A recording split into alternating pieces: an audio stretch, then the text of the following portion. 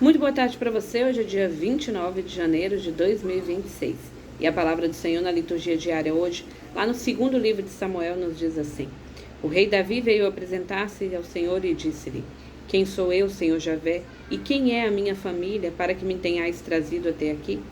E como se isso parecesse pouco aos vossos olhos, Senhor Javé, fizeste promessas à casa de vosso servo para tempos futuros. Acaso isso é normal para o homem, Senhor Javé? Que poderia acrescentar ainda Davi? Vós conheceis o vosso servo, Senhor Javé. Conforme a vossa palavra e segundo o impulso do vosso coração, fizeste todas essas grandes coisas para manifestá-las ao vosso servo. Por isso sois grandes, ó Senhor Javé. Ninguém há semelhante a vós e não há outro Deus fora de vós, segundo tudo que ouvimos dizer. E que povo há na terra, semelhante ao vosso povo de Israel, a quem seu Deus veio resgatar para que se tornasse o seu povo, dando-lhe um nome, operando em seu favor grandes e terríveis prodígios, e expulsando diante do seu povo, resgatado do Egito, as nações com seus deuses? Estabeleceste solidamente o vosso povo de Israel, para ser eternamente o vosso povo, e vos tornastes o seu Deus, ó Senhor. E agora, Senhor Deus, cumpri para sempre a promessa que fizeste a respeito do vosso servo e da sua casa, e fazei com que disseste.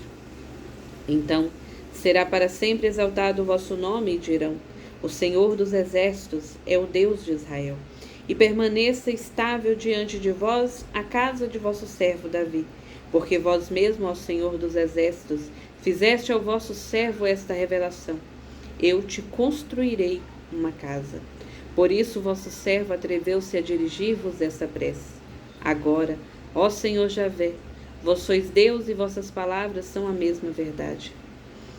Pois que prometestes a vosso servo esta graça, abençoai desde agora a sua casa para que ela subsista para sempre diante de vós. Porque sois vós, ó Senhor Javé, que falastes, e graças à vossa bênção, a casa de vosso servo será abençoada para sempre. Palavra do Senhor. Graças a Deus. Sabe, meus irmãos, diante de tudo que a gente vê na Sagrada Escritura, é fantástico cuidar de Deus. Não existem palavras para traduzir o quanto Deus cuida dos seus. E aí a gente precisa logo abrir um parênteses para aqueles que vão ouvir e dizer: mas se Deus é tão bom, como tem tanta guerra no mundo, como tem isso e como tem aquilo? O fato exatamente de a bondade de Deus ser incomparável não nos poupa das provações do tempo presente. O tempo presente, ele é passageiro.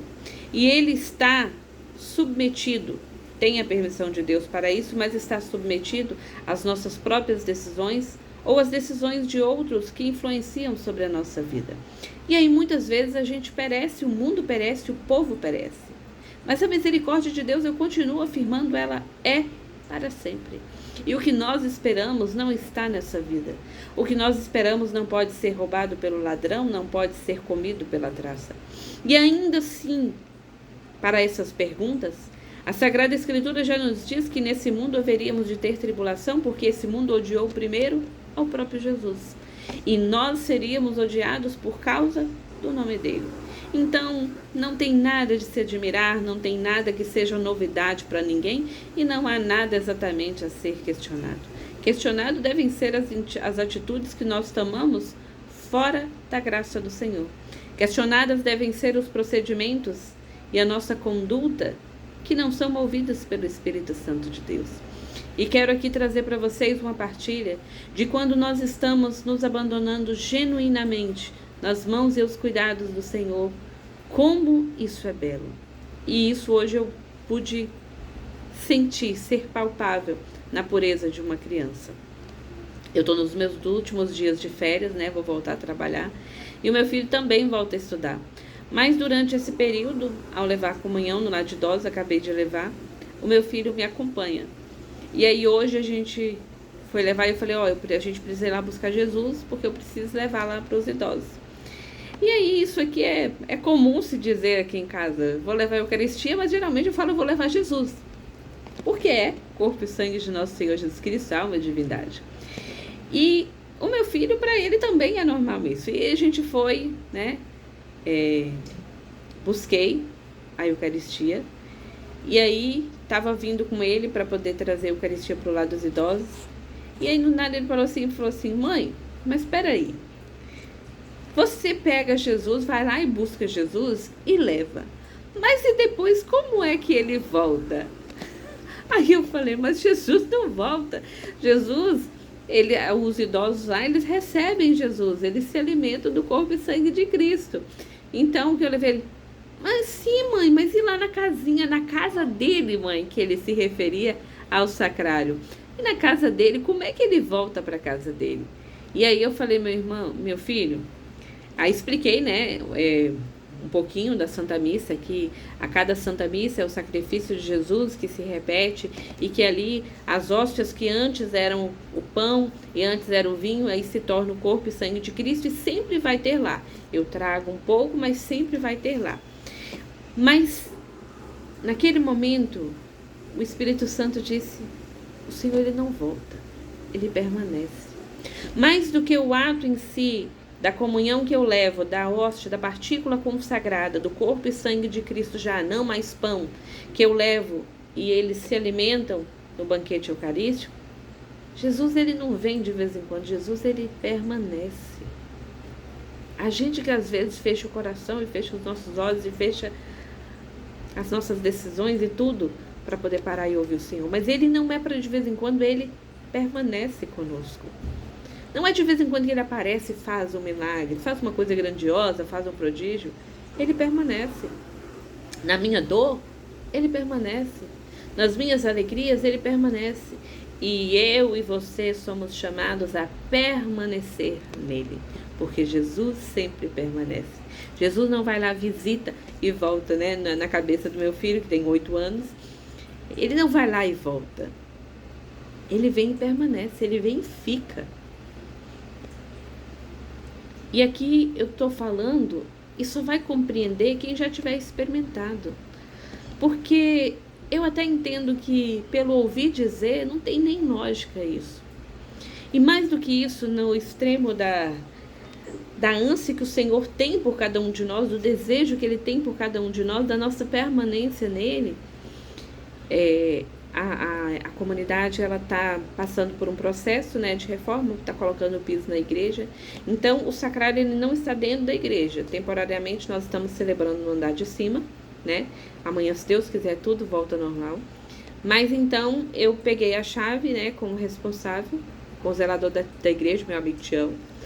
E aí eu fui lá abrir, mas eu juro para vocês, gente, enquanto eu tentava abrir a chave, era como se a maçaneta já girasse automaticamente. Porque Deus tem saudade da gente. Eu tenho saudade de Deus, mas a saudade de Deus por cada um de nós é muito maior. Deus tem saudade de você, meu irmão. E assim como Davi diz aqui, quem sou eu para que o Senhor olhe para minha casa? Eu não sou ninguém, eu sou miserável, eu sou pecadora. Mas grandes coisas o Senhor já fez ao meu favor. Nenhuma delas eu merecia, mereço mesmo não. Mas remidos pelo sangue de Cristo, batizados, assumindo a identidade de filhos, Deus sente saudade da gente. E a gente recebe diariamente as graças, assim como o Davi diz, essa promessa de Deus de que a casa será para sempre abençoada para mim e para você. Não significa que não teremos provações, mas significa que teremos a permanência, a presente, a constância, a presença viva e real de Jesus o tempo todo conosco. E ao fim dessa vida que é passageira, nós poderemos encontrá-lo para viver e contemplar e adorar e amar, onde não haverá mais choro nem lágrima, por toda a eternidade, junto desse Deus Altíssimo que tem saudade de nós. Então, se você está afastado do Senhor, se tem tempo que você não para conversar com Jesus, tira um tempinho. Se puder, vai ao Santíssimo. Se não puder, no silêncio do seu quarto. Mas que seja só você e Deus. Que você sinta o quanto Deus sempre esteve presente. E que você deseje a presença dEle. Que você seja a presença dEle, onde quer que você esteja. Que Deus abençoe.